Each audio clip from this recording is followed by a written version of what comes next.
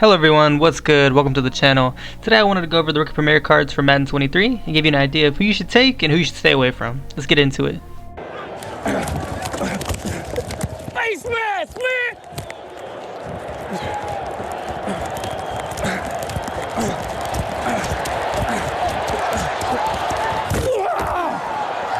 What's up, boy? I love what Madden is doing for Madden 23 by breaking a Rookie Premier for every team. Unfortunately, they're not all good, so that's why I decided to make this video. But instead of ranking them from 1 to 32, I'm going to have 3 tiers of which I think you should pick from. The tiers being your Nat Pick, your Actionable Pick, and Do Not Touch. I think it's pretty simple what that one is. But for the other two, here's my brief summary on them, I guess. The Nat one is who you should take with your Nat Picks, because if you don't know, you can get, I think, up to 5 players. One being from a Nat Pack, one being from an Actionable Pack, and one being from just like a fantasy pack of 10 cards random.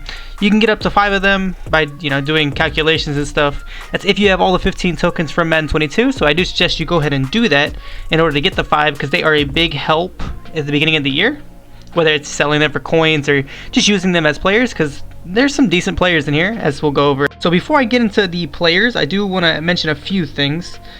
First thing being that theme teams will overrule anything I say. So if you have a theme team and one of these cards will be on your theme team, go ahead and take that card. Forget what I have to say about it. Take it. It's going to be one of the best cards at that position for you at the beginning of the year.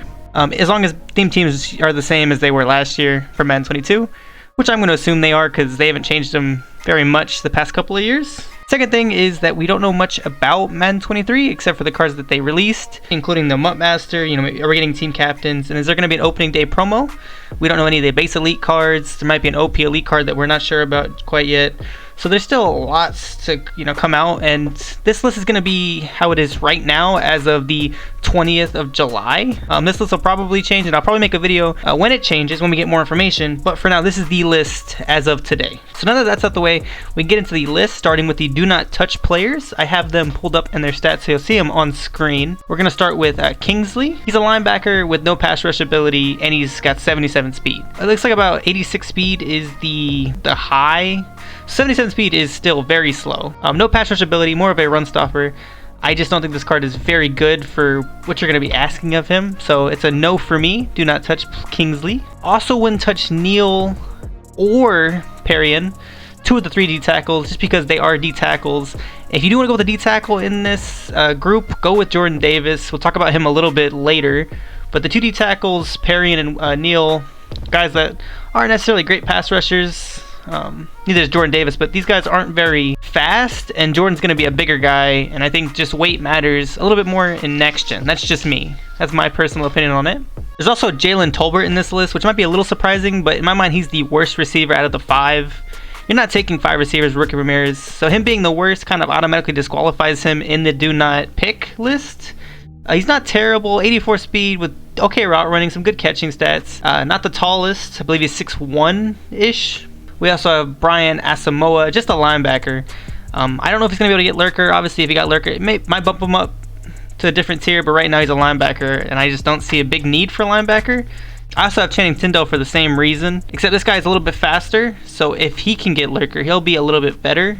And then finally, it's going to be Roger Mccrary, the worst corner out of the 4, and it's just strictly his speed. 83 speed, has very nice man and very nice press, but if I don't care what your man is, you're gonna get burnt with 83 speed. Giving us a free Waddle, if you pick him, he's gonna have 86 speed. That's the 3 speed difference. You're telling me a free Jalen Waddle is going to be able to torch this card. I just can't take him. For me, if press matters big time, maybe he gets a boost up. For right now, he's going to be in the Do Not Touch, and that'll be the final card in the Do Not Touch list. So now that we've finished the Do Not Touch list, we're going to go on to the Actionable Picks, and the criteria for this list was the players that will make your team or can play on your team, I think are very competent. But they might lose value in a couple weeks of the game, or there might be players that are better value, so maybe you want to sell these guys and pick up those other guys. So now we start off with Jalen Petrie. He is not the fastest player. He's also not the tallest player, which is why he's here. Safety is going to be very helpful in Madden. It just has been for the past couple of years, which is why he's on the auctionable list.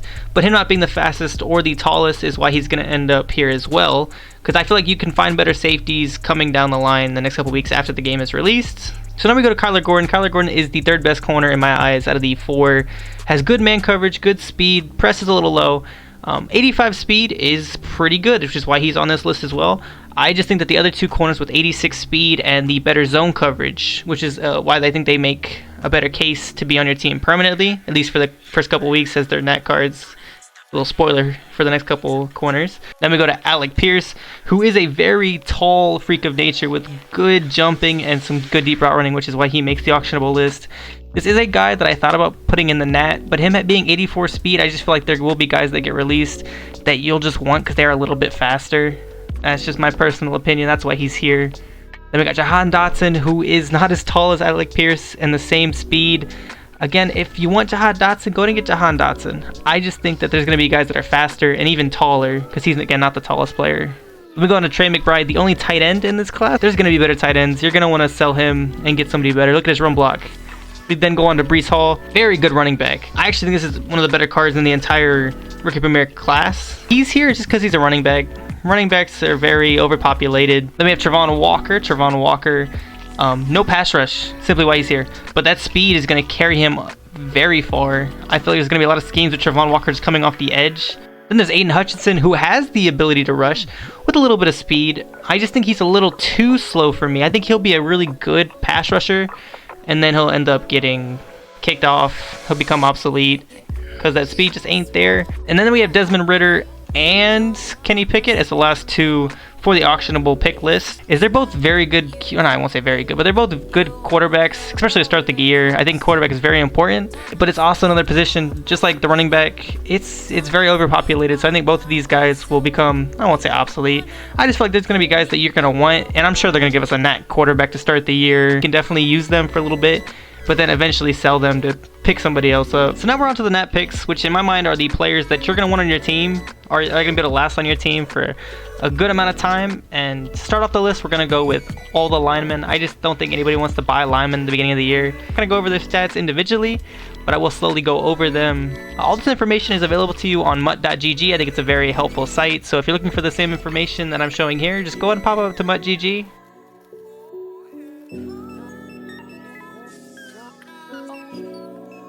So now we have the final batch of my Nat picks, and we're going to start off with Jordan Davis. I talked about him briefly earlier. He is just a big dude. He's got 76 speed, so very good speed, especially for a D tackle. Not the best pass rusher, but his weight block shed combination is going to make him a menace up the middle of the field to start the year especially. So I think he has to be one of the Nat picks if you want to go D tackle. I'm not going to advocate going for a D tackle, but if that's what you want to do, definitely go Jordan Davis. Next we have George Karloftis, another guy that can play D tackle, except he's got the pass rush ability. Because he's a left end, you can play him at sub D tackle in your pass rush sets. So I think George is going to be very good in that kind of system. Now we have Kayvon Thibodeau, and this one was a little questionable for me because he's not the fastest and he's not the best pass rusher. But I think the balance he has is what makes him here in the Nat thing. I think he's the best pass rusher out of everybody. He's got the 82 speed, the 84 power move, so I think he'll be able to last on your team. Now we have Dexton Hill. Dexton Hill is here, and Petrie was not because of the speed. I just think he's a little bit faster. You're gonna be able to last on your. He's gonna be able to last on your team a little bit longer. He can play sub linebacker for you if he can't run that free safety role because his zone is so bad. But with the 85 man, the 86 speed, I think he's gonna be able to last on your team. Then there's Chris Olave. He is simply here because of his speed. 86 speed, tied for fastest out of everybody. It'd be the third receiver, fourth receiver, special teams. 86 speeds there. He's got decent route running. Just the speed's gonna carry him into a lot of people's teams, and I can easily see it being a Nat pick. Danny Gray, not as fast as Chris Olave, but I just think he's a better overall receiver. But you can, again, play him at the receiver 3, receiver 4 if you get better receivers throughout the couple weeks of Madden or the month of Madden. I think Danny Gray can be that guy, and he's a lot taller than a lot of the other guys. Tyquan Thornton is, in my mind, he's the best receiver in this entire Rookie Premier promo. There's 5 of them, so him being the best, you know, is saying something. Has the speed, has good height, and the route running is there for me. I think he is an easy Nat pick. I think he's a guy that you should definitely have on your team. If you pass a ton, go ahead and get him. We have 2 more guys left, and we have Damari Mathis, 86 speed, 87 zone, 85 press. It looks like a very solid card as long as you don't play man. And it's next gen. I don't know if we're going to see a lot of people playing man. No, Mathis has 86 speed.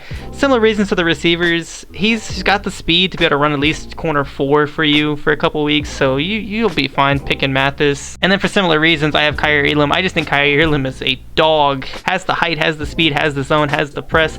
a little bit of jump into him. I think he is the best corner. You're going to face a lot of passers, and to get a corner like Kyrie Ilham who has the height, the speed, the zone, and the press, I think it's a no-brainer. So there's my entire list. I did do a good amount of thinking towards this. If there's anything that you guys disagree with, go ahead and let me know in the comments, and we can try to debate it just a little bit, right? If you enjoyed the video, go ahead and leave a like. Consider subscribing, because I'll do stuff just like this. I'll also have gameplays for when Madden 23 drops. But that's been me. Till next time. Peace.